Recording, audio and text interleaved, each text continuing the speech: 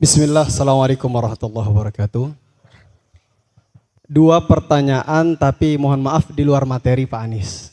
Yang pertama, apa aktivitas Bapak sekarang dan rencana ke depan supaya bisa menjadi pemimpin Indonesia? Amin. Ya. Yang kedua, bagaimana tips Bapak legowo menerima takdir tidak jadi presiden dan di PHP-in calon gubernur Bapak? Jazakumullah khairan. Assalamualaikum warahmatullahi wabarakatuh. Namanya siapa? Rifai Al-Haq dari Solo Bapak. Baik, baik. Padahal sudah ada catatan kaki dari MTA, jangan nyenggol-nyenggol ke sana. Ya. Gitu ya. Nggak apa-apa insya Allah Ustaz ya. Oke, ya. Prof. Junaidi. Rektor Uniba. Baik. Bismillahirrahmanirrahim. Assalamualaikum warahmatullahi wabarakatuh. Yang saya hormati Pak Anies Baswedan. Apa yang panjenengan jelaskan itu luar biasa.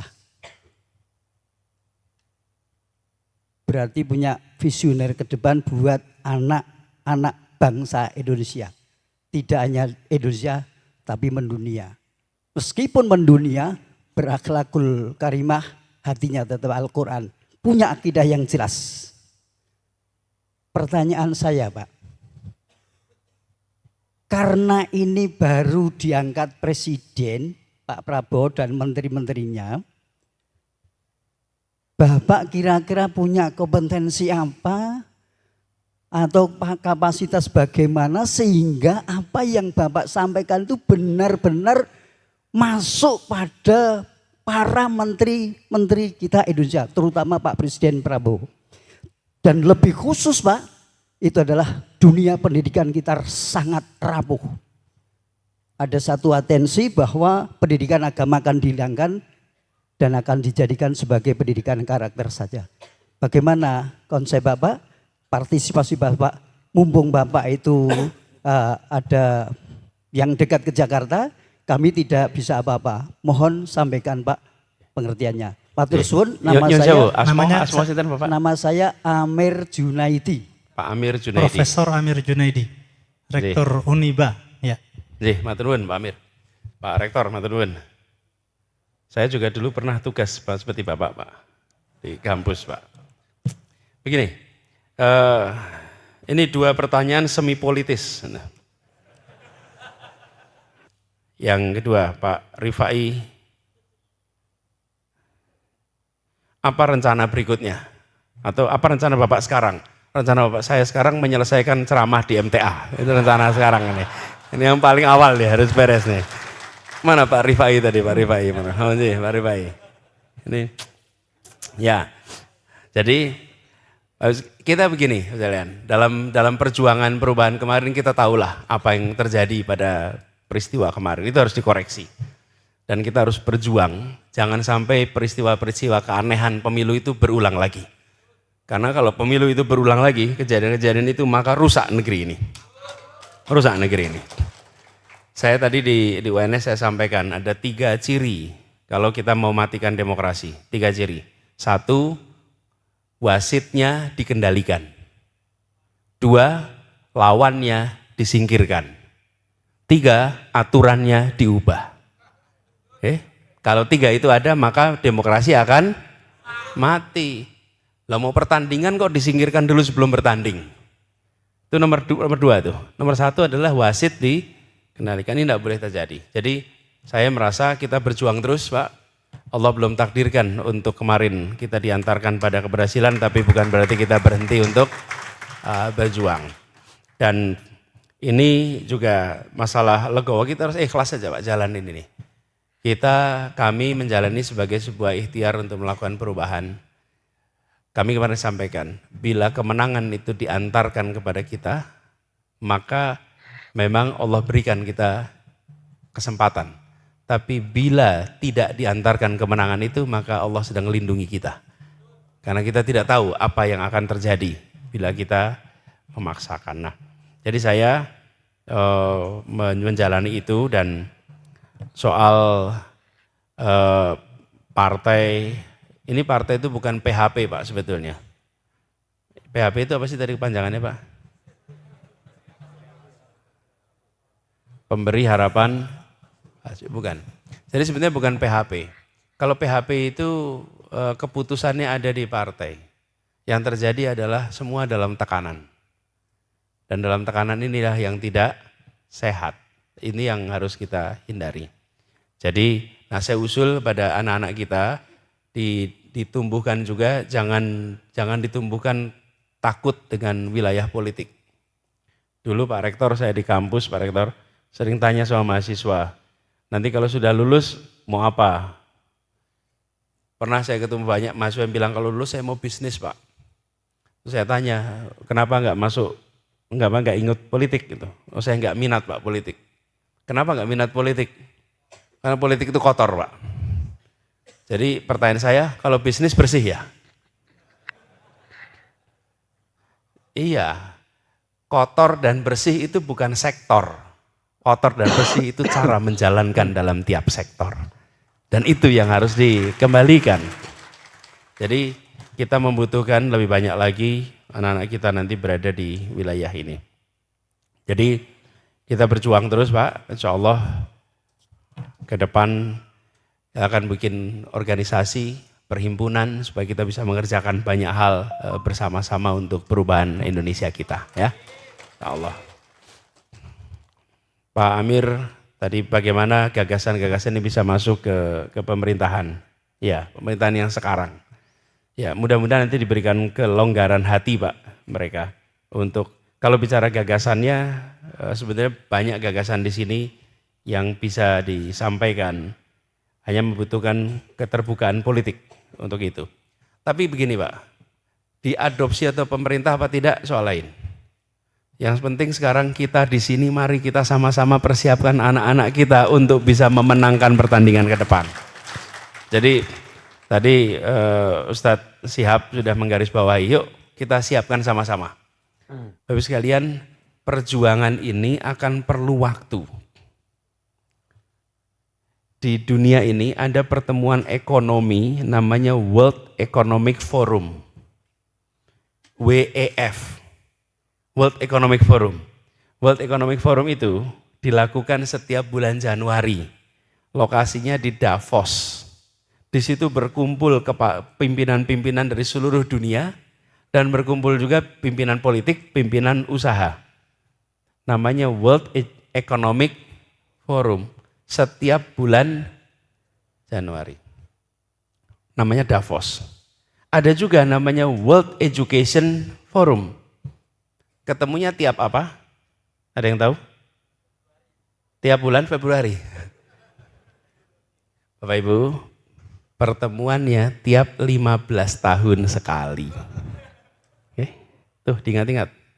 Kalau pertemuan ekonomi itu setiap tahun sekali, kalau pertemuan dunia untuk pendidikan setiap 15 tahun. Kenapa?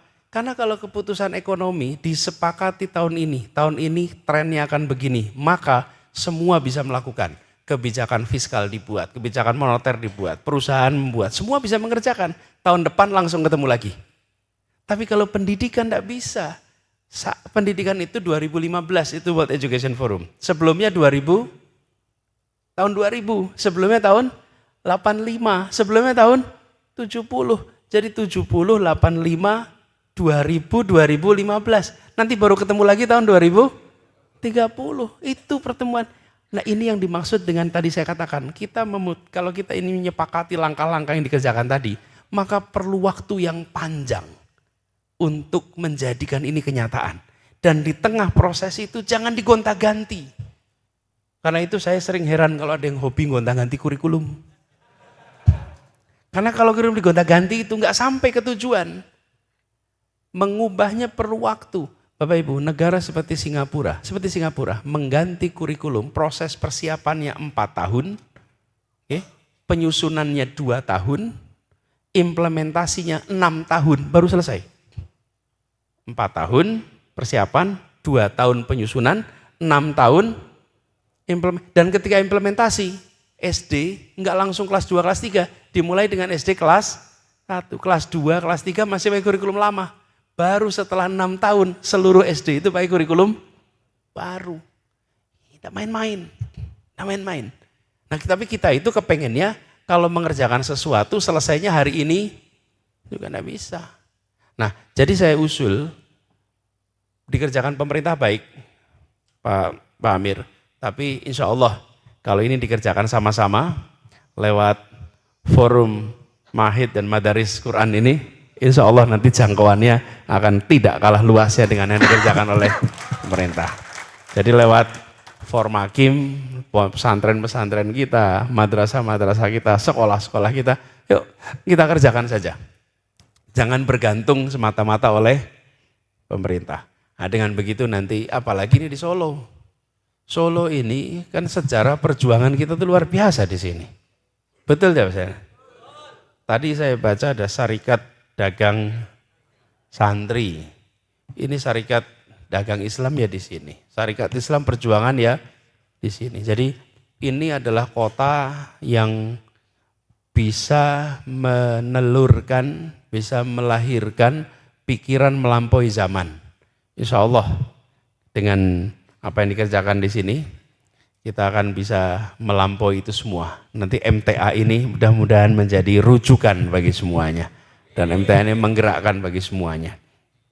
Mungkin itu ya, mudah-mudahan sudah menjawab semua pertanyaan, semua komentar, dan saling mendoakan. Ya, ini Pak Anies Baswedan menjawab tentang pertanyaan terkait dengan agak politis sih pertanyaannya, tapi dijawab dengan sangat baik oleh Pak Anies Baswedan bahwa perjuangan tidak boleh berhenti pada satu titik di mana ketika kita berjuang, lantas Allah menakdirkan kita untuk mengemban amanah itu, bukan berarti kita harus berhenti untuk melakukan gerakan-gerakan perubahan. Pak Anies dengan segala kelebihan, dengan segala kapasitas dan skill beliau, insya Allah sebagaimana beliau tadi kita dengarkan bersama-sama, menegaskan kembali tidak akan berhenti untuk mengabdi kepada Republik ini. Seruan gerakan perubahan akan terus didengungkan, akan terus diutarakan agar menjadi magnet gerakan positif bagi manusia-manusia Indonesia dan mungkin lebih khusus kepada generasi-generasi milenial saat ini. Karena jika tidak ada yang memulai, maka bangsa ini akan terus seperti ini, seperti di dalam kacamata Pak Anies Baswedan, bahwa memang ada beberapa hal yang memang harus diperbaiki di dalam tubuh bangsa ini, dan dari itu semua berangkat dari sebuah penggerak, dan disinilah Pak Anies sebagai penggerak perubahan dan akan terus melakukan langkah-langkah itu untuk mengabdi kepada Indonesia. Nah, di sini semakin kita yakini bahwa beliau Pak Anies memang tidak selama ini aktif di dunia politik, tidak sebatas mengejar kedudukan, kekuasaan semata, tapi beliau betul-betul ingin berada di panggung politik, karena di sanalah segala kebijakan itu diambil. Kalau bukan orang-orang jujur, bukan orang-orang yang berintegritas mengambil kebijakan, maka besar kemungkinan rakyat Indonesia ini akan menjadi semakin sengsara. Dan itulah titik poin di mana Pak Anies beberapa tahun terakhir kita saksikan aktif dan terjun langsung di dunia politik, meskipun dalam tanda kutip menjumpai pencegalan pencegalan dari berbagai arah, sehingga beliau tidak mulus di dalam melalui semua tahapan-tahapan politik itu. Dan tapi inilah orang-orang besar seperti Pak Anies selalu diuji, dan memang orang-orang besar ini harus melampaui tantangan-tantangan yang seperti itu. Dan itu juga satu bukti bahwa apakah hanya di situ pengabdian akan berhenti atau tidak. Ternyata Pak Anies semakin bersemangat memberikan kontribusi yang terbaik bagi bangsa ini ke depan. Sekian.